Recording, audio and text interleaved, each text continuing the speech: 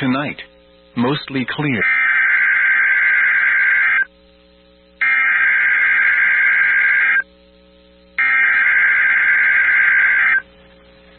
The following message is transmitted at the request of the Texas Department of Public Safety.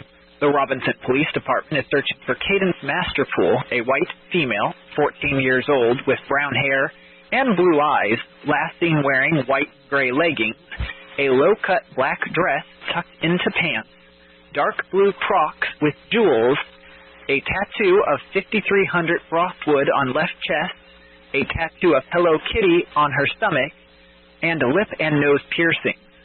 Police are looking for an unknown Hispanic female, 18 to 24 years old, in connection with their abduction.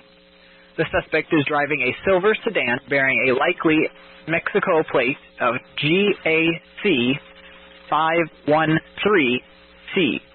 The suspect was last seen in the 500 block of Celeste Drive in Robbinson, Texas.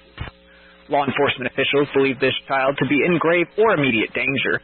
If you have any information regarding this abduction, call the Robbinson Police Department at 254-662-0525.